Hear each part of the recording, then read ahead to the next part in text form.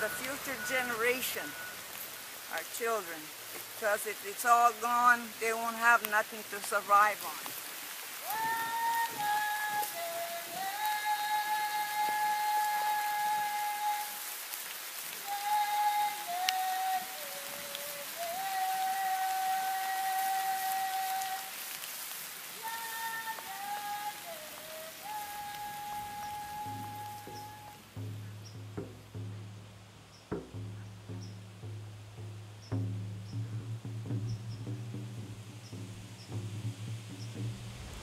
Je m'appelle Pierrot Ross-Tremblay. Je suis originaire de la communauté des Sipites, Chipou, la rivière aux coquillages.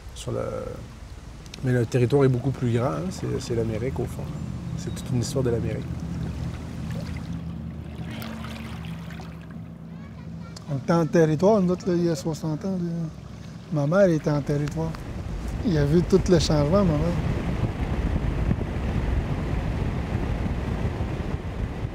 On vit hors réserve, que c'est pas nécessairement facile pour nous de vivre entre deux murs, traditionnels et côté urbain, on pourrait dire. T'es Amérindien à quel pourcentage? T'es Européen à quel pourcentage?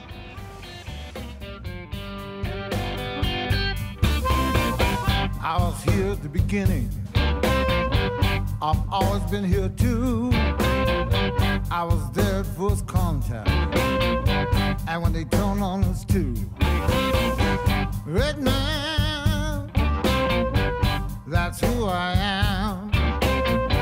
Red man, Mother Nature's man. La preuve d'occupation la plus vieille sur la Côte-Nord, c'est il y a 9000 ans. Quand les Français sont arrivés, ils ne savaient pas comment survivre ici, puis c'est nous autres qui les a aidés. Mais les missionnaires, étant donné qu'ils sont venus ici pour nous convertir, ils ont accompagné les Inuits dans le bois, ils ont appris la langue. Et les Jésuites sont arrivés à leur fin, c'est-à-dire nous convertir au catholicisme, nous convertir aux façons de faire des arrivants, c'est-à-dire adopter le commerce des fourrures, adopter l'argent. Avant, ici, c'était le troc. Hein. On avait le strict nécessaire. Les gens prenaient ce dont ils avaient besoin. Par la suite, les missionnaires ils ont pris possession du territoire en plantant des croix un peu partout. Et ils nous ont concentrés sur des territoires réduits, c'est-à-dire des réserves. Et par la suite, ils ont pu occuper le restant du territoire, l'exploiter à leur façon. C'était des conquérants, hein, on ne peut rien faire. Même si on n'a jamais été conquis, là. Il n'y a jamais eu de cession de territoire.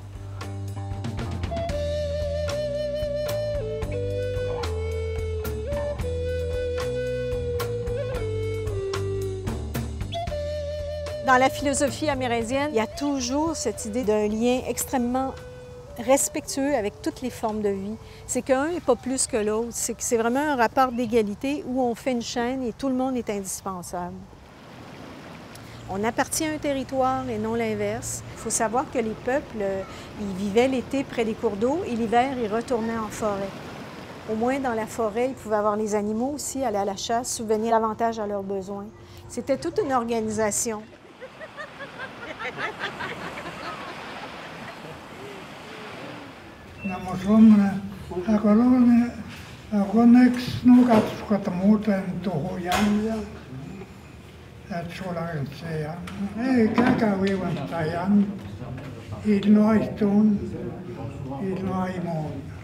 Ce que je ne veux pas perdre, c'est la culture puis notre langue. C'est pour ça qu'ils vont toujours au territoire. Ils nous amènent ses petits-enfants. Il faut que ce soit toujours là, la culture puis la langue.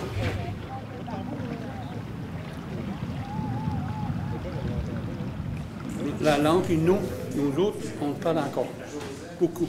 On ne parle pas français, même nos enfants. Parce qu'il n'y a pas de route chez nous. Il n'y a rien. On parle encore à Innu. On parlait un peu français. Mais je vais garder ma langue à moi, là. Je ne veux pas l'oublier.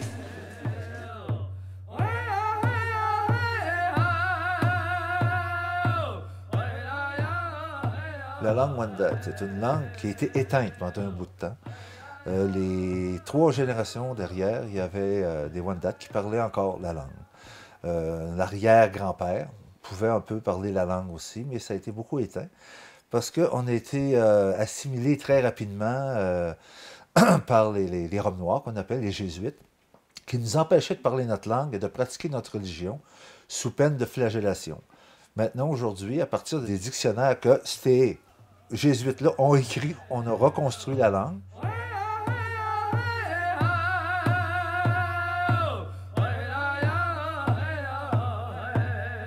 Ces traditions orales ont été invalidées historiquement par les gouvernements, par les autorités religieuses et puis au cours des siècles. Alors, c'est des trésors cachés d'une certaine façon, qui sont toujours existants, qui sont toujours là, mais qui sont, je dirais, subversifs parce qu'ils offrent les bases pour critiquer le système tel qu'il est aujourd'hui. C'est une mémoire d'une autre Amérique qui existait. C'est une mémoire des tentatives d'usurpation de ces sociétés-là et de leur territoire, parce que l'appropriation des ressources, la spéculation foncière, c'est un peu le fondement des politiques au Canada. Mais c'est aussi une mémoire qui dit que les choses n'ont pas toujours été comme ça et que l'Amérique telle qu'elle est aujourd'hui, nos sociétés, ça ne tourne pas nécessairement rond. Il y a des enjeux majeurs et que les choses peuvent être autrement.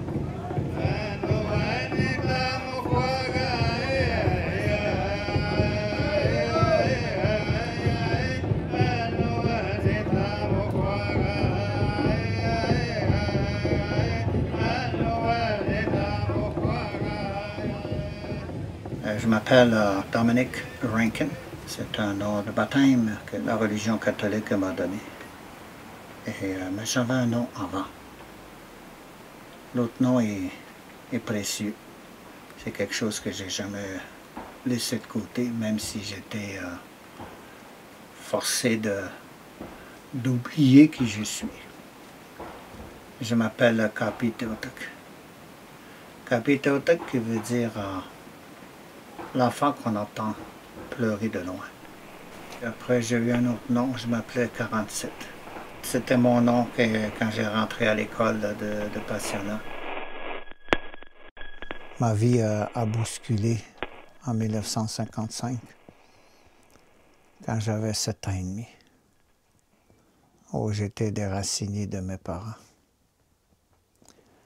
Et ça a été un moment le plus difficile chez nous. On était 6 enfants qui ont été, j'ai dit ça souvent, capturés. C'est comme capturer un animal que tu mets dans une cage. C'est comme ça que ça s'est passé.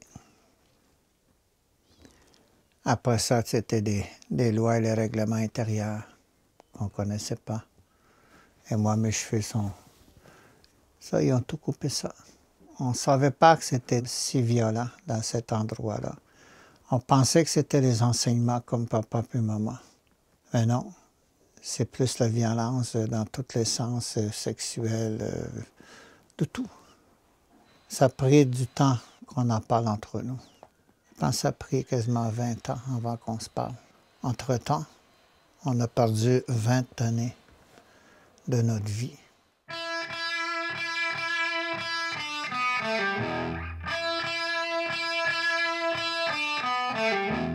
Le gouvernement a essayé de briser les Autochtones. La façon dont il fait ça, c'est couper le lien entre les parents et les enfants. Et le monde qui sort d'un pensionnat a pris une autre langue, une autre religion, une autre façon de penser. Et quand ces enfants qui viennent de pensionnat, multi-génération, comme ça, 2 ou 3 générations, les cultures, notre façon de vivre, notre façon de penser, notre façon pour être, est damagée. Qui restait, c'est la dépression, oppression, et commencer à boire d'alcool, parce qu'elle n'avait pas d'espoir. On est juste des sauvages, pas importants, pas d'humains. On est disrespecté par la société. Tu sais, quand tu arraches un enfant dans un milieu familial, qu'est-ce qui reste? Je dis ça en ça. Il y aurait juste la souffrance, la douleur. Mais tu l'as plus, ton enfant, là. Qu'est-ce qu'un parent a fait dans ce temps-là? C'est son rôle de parent, là, il vient de partir. Là. Fondamentalement, au Canada, il y a eu un génocide culturel. C'est dans l'article 91-24 de la Constitution canadienne de 1867 qui énonce que les Indiens et les terres réservées aux Indiens sont une compétence de l'État fédéral. L'Indien devient une chose d'une certaine façon, et puis derrière ça, c'était l'idée de l'appropriation des ressources naturelles d'une certaine façon, la sédentarisation. Ça se traduit dans les institutions par ce que j'appelle un peu les 3 griffes, finalement, qui est le statut indien, hein, un numéro, finalement, qui définit l'identité. Si on n'a pas ce numéro-là, ben on n'est pas indien. Et ensuite, il y a la réserve, qui est un espace réservé où les Indiens sont rassemblés. Et cette réserve-là, ben, c'est une compétence fédérale. Et troisièmement, ben, c'est le conseil de bande, qui est une structure politique qui a été élaborée pour donner le pouvoir, de cette façon, au bon Indien, celui qui va coopérer avec l'État, celui qui va parler la langue, avoir la bonne religion et tout ça.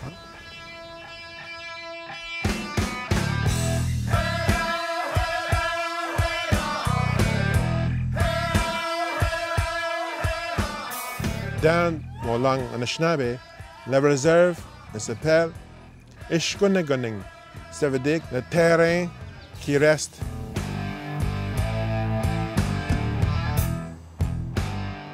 Et haut mon territoire, sont hauts mes arbres et haut ma rivière, pure, il ne plus. Je souhaite maintenant que tout ça revienne pour nous tous.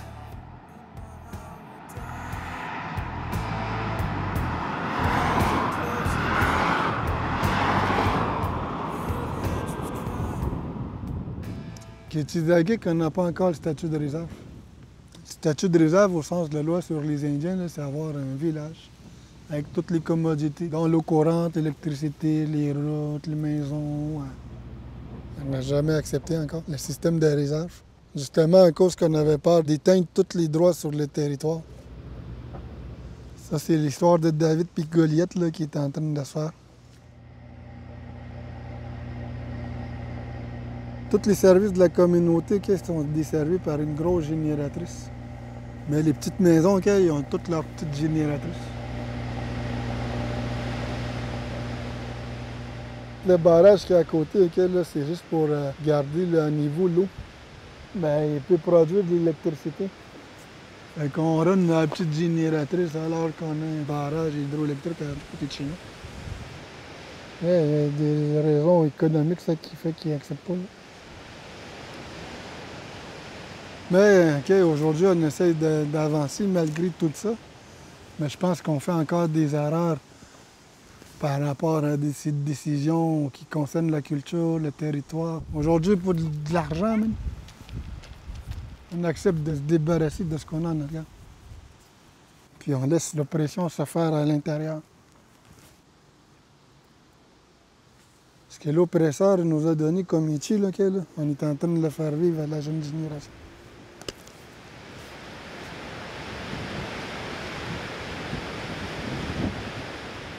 Ce rapport ambivalent avec le passé existe aussi dans nos communautés et porté par certains dirigeants qui eux-mêmes ont été traumatisés. J'ai beaucoup d'empathie pour ces gens qui ont vécu des traumatismes majeurs, à travers les écoles résidentielles en particulier, mais qui reproduisent leur propre traumatisme au sein des institutions politiques, qui font en sorte que leur désir d'oublier le passé et leur souffrance est projeté sur la communauté. Et puis le désir des jeunes de se reapproprier leur tradition orale, au moins de connaître la philosophie, puis de la revalider, devient une menace à ces gens-là. Ça leur ramène peut-être leur passé ou des choses comme ça. Alors c'est une forme de tyrannie intérieure qui est très lourde aussi à porter, puis à laquelle il faut faire face dans nos communautés. Je pense que pour tous les jeunes autochtones, c'est aussi d'être un peu entre la tradition et la modernité. C'est dans le fond, se redéfinir, puis de ne pas, en fait, laisser les autres nous définir, parce qu'on vit les conséquences de la colonisation. Par exemple, ma grand-mère n'avait pas le droit de parler d'algonquin dans les pensionnats, fait elle n'a pas transmis la langue à ma mère, donc moi, j'ai jamais vraiment pu apprendre l'algonquin. Puis finalement, quand on apprend cette histoire-là, on comprend tout, puis on a l'impression d'être plus outillé pour agir par la suite.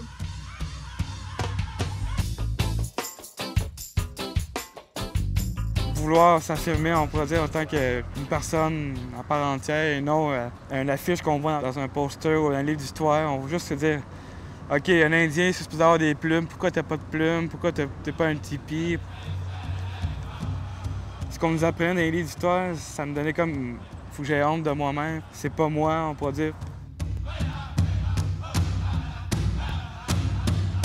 Quand j'ai grandi dans mon communauté, je n'ai pas pensé que je suis un autochtone à cause de l'image qu'on a vue sur les télés des autochtones sauvages en train de toujours assassiner des Blancs. Ils ont pensé qu'on n'est pas comme ça, on n'a pas de plumes, on n'a pas de cheval. Nous, on a pensé qu'on vient de Blancs, on vient d'un autre pays, on est des cowboys.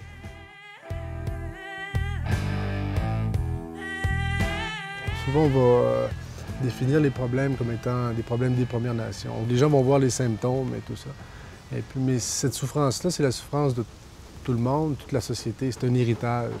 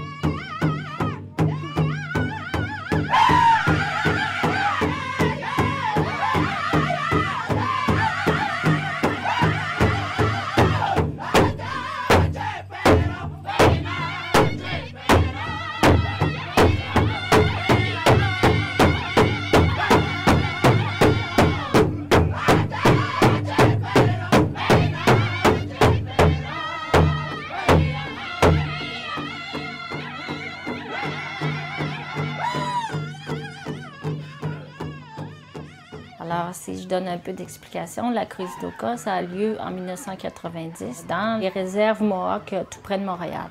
Dans une de ces communautés-là, il y a ce qu'on appelle une pinède et c'est un cimetière ancestral qui est dans cette pinède-là. Le gouvernement décide que lui, il va construire un terrain de golf sur le territoire. Alors, crise en perspective qui dure quand même un bon bout de temps avec des affrontements. Il y a même eu mort d'hommes. Alors, moi, en 1990, je suis à peu près comme tous les Québécois. Je suis l'aventure à tous les jours aux nouvelles, mais je ne suis pas satisfaite du tout parce que je trouve qu'on va toujours du même côté, on entretient les préjugés. Je suis comme beaucoup de Québécois, je ne connais pas les Autochtones. J'ai de très vagues souvenirs de ce qu'on m'enseignait à l'école, mais je connais rien d'autre que ça. Une journée, j'ouvre la revue autochtone qui s'appelle la revue Rencontre. Puis je vois que ça parle de toutes les communautés et je vois une section correspondance. J'ai dit, ah, bingo! Et je vais enfin pouvoir rencontrer des gens qui vont m'expliquer qu'est-ce qui se passe avec les Autochtones, t'sais. Et un jour, j'ouvre une lettre et le monsieur à question, qui est Jean-Louis, commence à parler de sa culture, de son patrimoine. Donc, de lettres en appel téléphonique et en rencontre, finalement, on s'est rendu compte qu'il y avait quelque chose. Alors voilà, donc presque 20 ans après, c'est notre histoire. On est mariés depuis 11 ans. Ben, j'ai été surprise d'être aussi bien accueillie. Oui. Parce que moi aussi, j'étais très curieuse, donc je voulais aller voir les gens sur place, mais en même temps, je me disais, zut, la crise d'Oka, ça vient de se terminer, là. Ils vont m'haïr. Je sais pas comment ils vont me... Tu sais, moi, la blanche qui arrive, là peut-être qu'ils m'aimeront pas, peut-être que... Bon, ouais. Ça faisait 5 minutes, j'étais rendue chez eux, puis ils me disaient, bon, ben là, la porte est ouverte, bienvenue chez nous, fais comme chez vous, tu sais.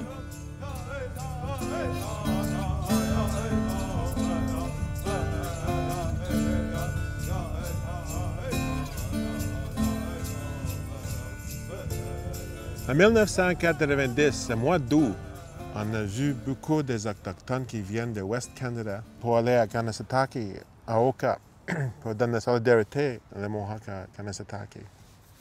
Ils veulent reposer dans notre communauté. Il avait un aîné qui chantait avec 7 tambours pour voir le tambour pour la première fois, il m'a touché quelque chose.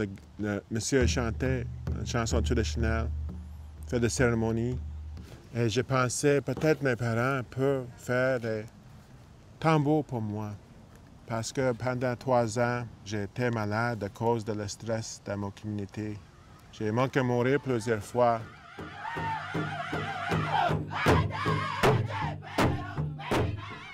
J'ai vu des gens dans notre communauté qui sont toujours chicanés, qui toujours battent. Mais le tambour il amène nous à être là ensemble. On ne connaît pas la chanson, pas du tout. Mais tranquillement, on joue ensemble, on trouve ça fun, on a ri beaucoup. Mon communauté a amélioré parce que quand tu chantes sur le tambour, tu n'as pas le droit de boire d'alcool pendant 4 jours avant. Mais le monde, il aime jouer tout le temps. Ça veut dire que quitter boire d'alcool. Maintenant, les enfants, les femmes et les hommes, on a trouvé quelque chose qui rend nous heureux. Notre culture, notre cœur, notre ADN, dans notre musique, le tambour, le cœur de la mère terre, le cœur de nous, le cœur de notre communauté, notre famille.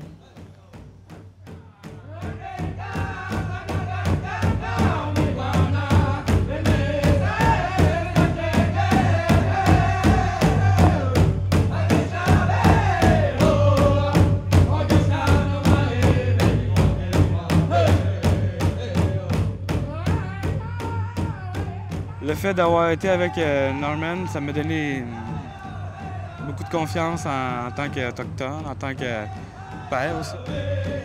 Dans 60 ans, c'était interdit de jouer des powwows, il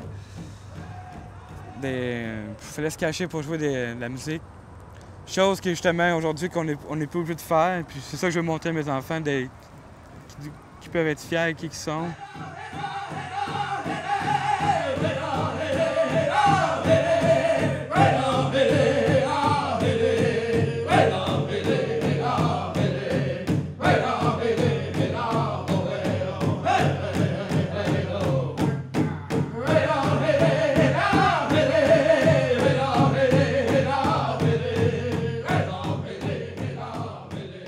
Promouvoir la culture, oui, mais aussi la préserver, la conserver pour les générations futures. On voudrait bien que ça se perpétue.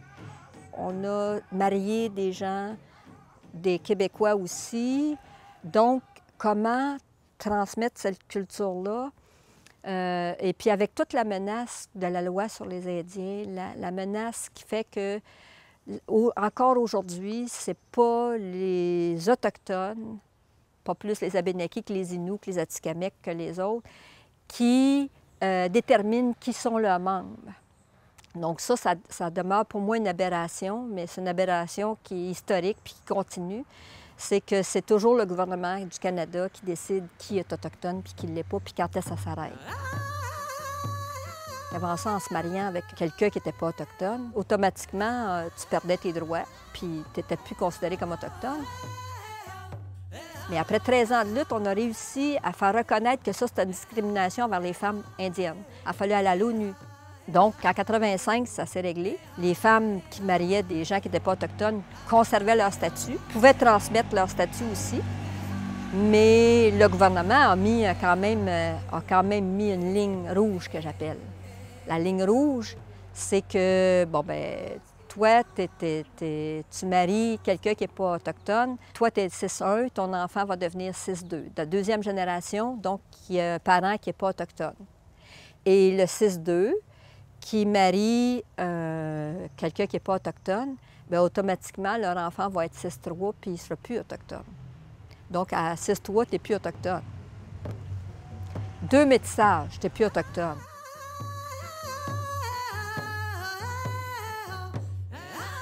Ma mère avait perdu tous ses droits pour la modique somme de 15 $.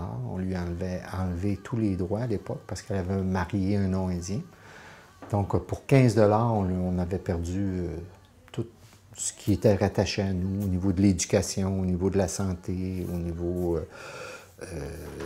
possibilité de se construire, d'avoir un terrain sur une réserve, etc.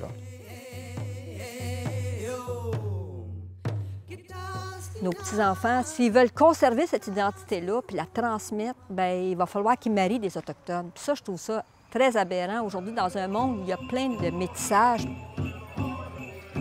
En quelque part, on sent derrière qu'il y a, en anglais, on dit blood quantum. Hein? On se fie sur le sang indien. Justement, c'était quelque chose qui a été mis en place, puis je trouve que c'est très raciste. La manière de calculer les gens sur le degré du sang, là. Je veux dire, la pureté du sang, bien, voyons donc.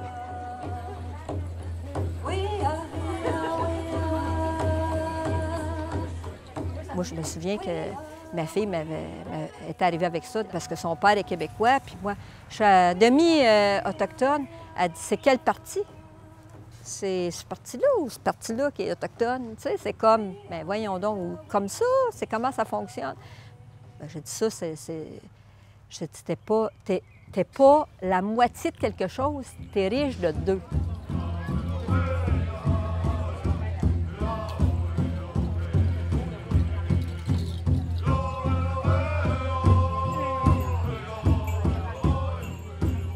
Nous autres, les Hurons, les Malécites, bien, il n'y en avait plus parce qu'on est tous métissés. Fait qu'on s'est dit, bien, voyons donc, le gouvernement va avoir réussi à nous éliminer de la carte.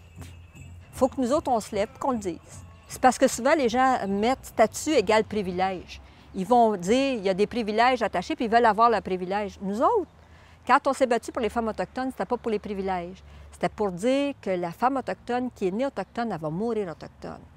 C'est son identité.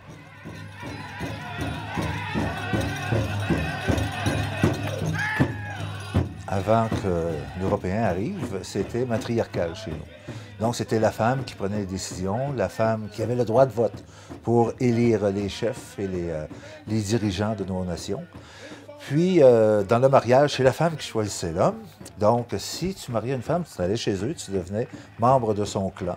Donc, tu portais le nom de ta mère et le clan de ta mère. Les femmes prenaient part aux décisions importantes. C'était la force tranquille, comme la Terre, on peut vraiment faire des parallèles. La force tranquille, celle qui fait et qui est au centre. Hein? Donc, en étant au centre, comme ça, on voit beaucoup de choses. Dans les débuts de la colonie, tout de suite, il y a eu beaucoup de mariages entre des Français et des Amérindiennes la plupart du temps.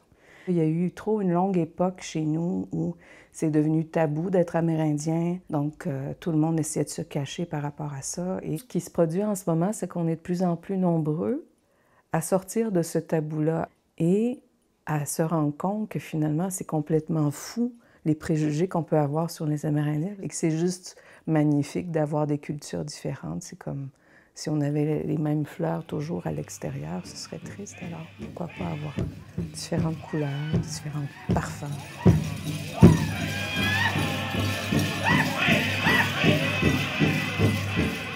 Il y a aussi la question de la violence envers les femmes autochtones. Les femmes autochtones ont 3 fois plus de risques d'être victimes d'un acte de violence, au sens de meurtre. Il y a plus de 1000 femmes autochtones qui sont disparues ou assassinées à travers le Canada. Solidarity Collective, based in Montreal. We do solidarity work with Indigenous families, activists, communities, and organizations to achieve justice for the missing and murdered Indigenous women in Canada and in Quebec.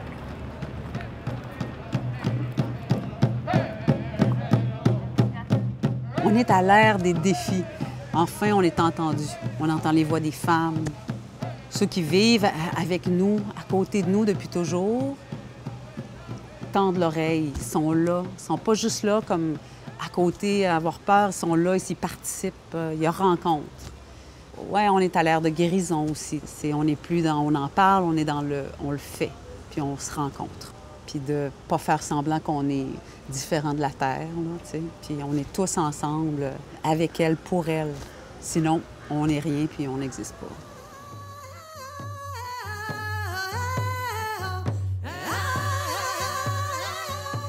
faut vraiment continuer au niveau des ressources naturelles. C'est ça qui est le nerf de la guerre. Ce qui est bien avec Idle No More, c'est que ça a permis aux Québécois et aux Premières Nations de s'allier ensemble parce que là, on a des valeurs communes qu'on veut défendre. Et ça, je pense que c'est un lien qui est extrêmement fort pour reconstruire un nouveau type de relation.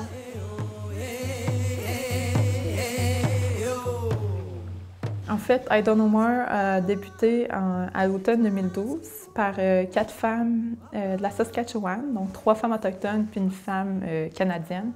Donc, c'était un travail de collaboration entre autochtones et non-autochtones. Dès le départ, ça a commencé par la protection de l'environnement, mais aussi à travers ça, des droits ancestraux autochtones sur ces territoires-là, parce qu'en ce moment, les impacts que certaines surexploitations de ressources naturelles en territoire autochtone, les impacts environnementaux sont désastreux.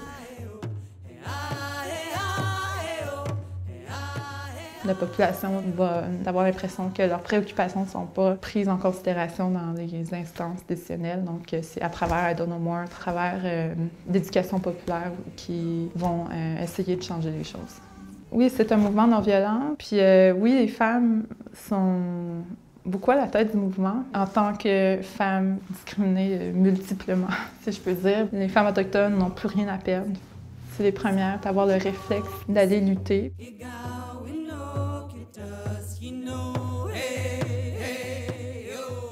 On ne possède pas la terre, on appartient à la terre.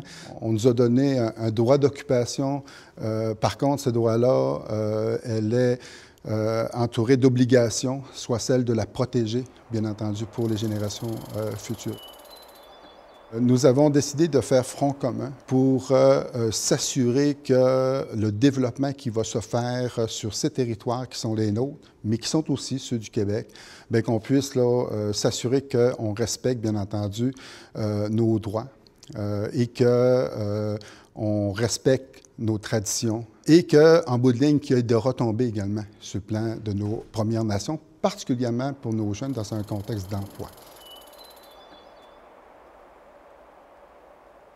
Non, ça fait une dizaine d'années que je fais des films avec la Wapikoni Mobile.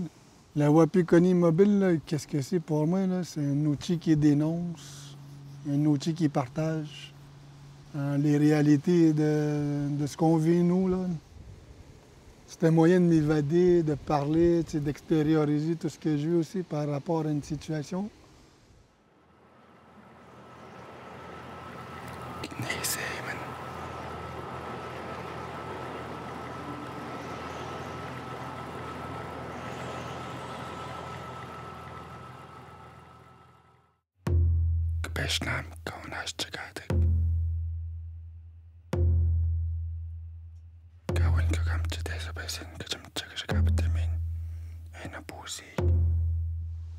C'est comme un constructeur de pont, là. C'est comme ça que je me vois aujourd'hui. J'utilise la technologie qu'on a aujourd'hui pas pour faire des millions. C'est même pas ça mon objectif.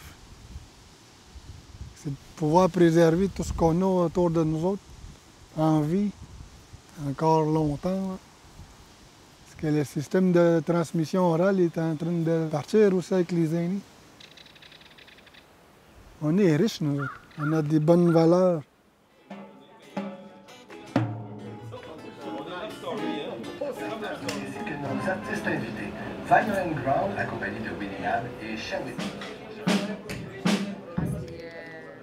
J'ai décidé de produire avec toute mon équipe cette série qui veut être un tremplin pour les artistes des communautés autochtones qui sont souvent éloignés, isolés.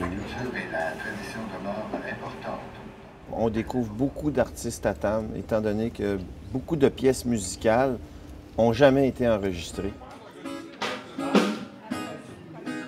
Et c'est pas terminé, les Premières Nations en Amérique. Même si on est moderne, même si on suit l'évolution, on garde quand même la culture dans notre cœur, on s'émancipe avec elle.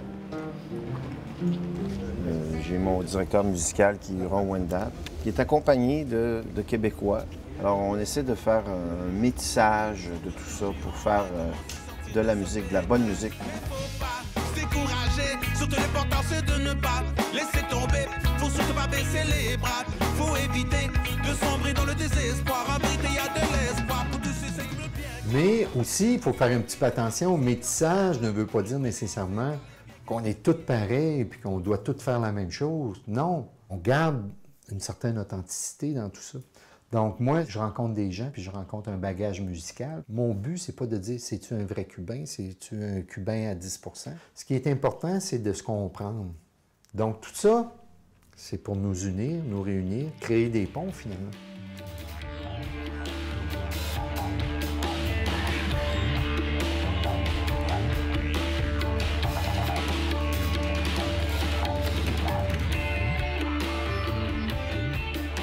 Finalement, de faire un mocassin comme il était fait il y a 300 ans, aujourd'hui, je pense que ça vaut la peine de faire l'expérience de ce mocassin-là.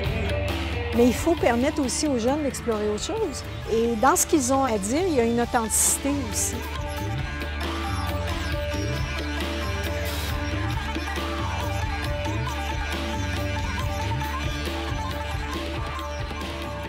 La culture, c'est pas quelque chose qui s'encarcane, c'est quelque chose qui doit s'ouvrir. Et l'expression artistique, elle a toujours fait partie des cultures autochtones depuis la nuit des temps.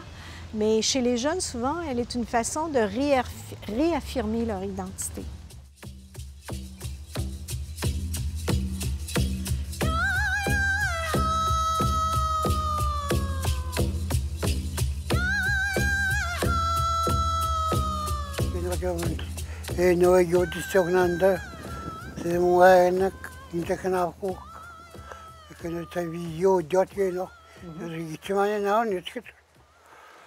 Auparavant, ici, il y avait beaucoup de gens. Avant, là, ça se déplaçait en bateau, en faisant des randonnées qu'on appelle aujourd'hui. Puis il y avait tout le temps une harmonie qui se faisait à chaque fois. C'est ça qu'il vient de dire.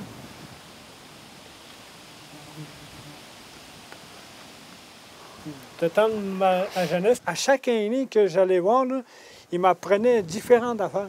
Un aîné, il va m'apprendre à faire une rame, par exemple. Un autre aîné, une manche à hache. Mon bébé de 5 ans, je veux vraiment qu'il apprenne de ce que j'ai appris. Ma langue, les plantes médicinales, la chasse, la trappe, la pêche. On a la tranquillité d'esprit qu'on appelle. C'est tellement simple.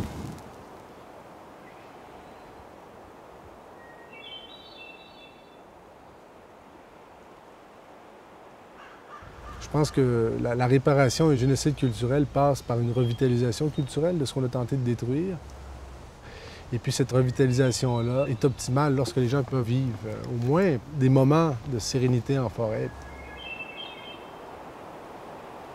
Parce qu'on est laissés à nous-mêmes, c'est un réserve. Il n'y a pas de travail, c'est un réserve. Il y a peut-être 2 des gens qui travaillent. Donc, on est pris, c'est un réserve.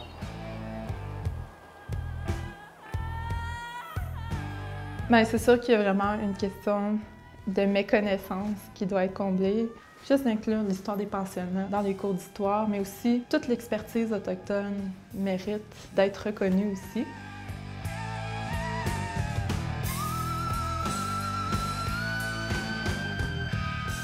Chaque être humain est unique, avec des forces, avec des dons, avec des talents, et c'est ça qu'on peut mettre au service de l'humanité. Je pense qu'on est capable d'avancer comme la wampum, la ceinture wampum, de ramer côte à côte sans avoir, on pourrait dire, une rame dans l'autre bateau. Apporter chacun un ingrédient qui va donner une force carrément à la société québécoise qu'on est aujourd'hui.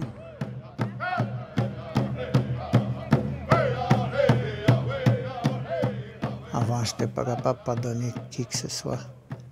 Aujourd'hui, je peux regarder les gens et de dire en plein dans le visage que je t'aime mon frère, je t'aime ma soeur. Je ne veux plus vivre avec des blessures. Si tu n'es pas capable de pardonner, c'est parce qu'il y a encore des jugements. C'est parce qu'il y a encore la haine. C'est parce qu'on a encore l'agressivité. Tu essaies de projeter ça à l'autre. C'est pas une façon. C'est comme un élastique, ça. Ça revient vite vers toi.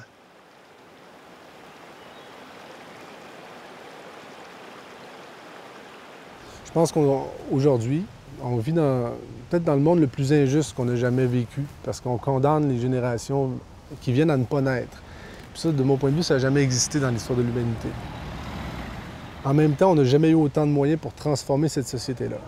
Ces révoltes doivent se traduire par un mode de vie qui déracine les causes de notre révolte au quotidien et sur le long terme, pour que ça soit durable.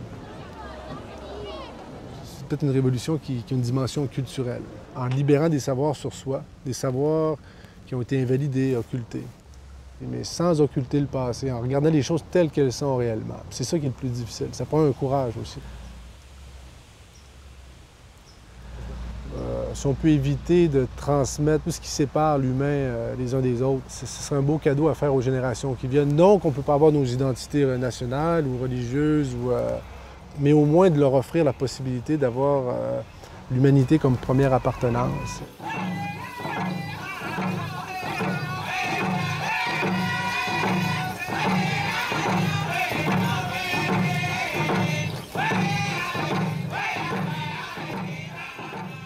Accepte qui tu es. Accepte ton cerveau. Accepte ton cœur. C'est le meilleur moyen que tu peux te découvrir que tu es un enfant de la terre. Puis rester un enfant de la terre. Je vous laisse comme ça pour vous dire de sois un peu sauvage. Quand on est sauvage, on est plus libre.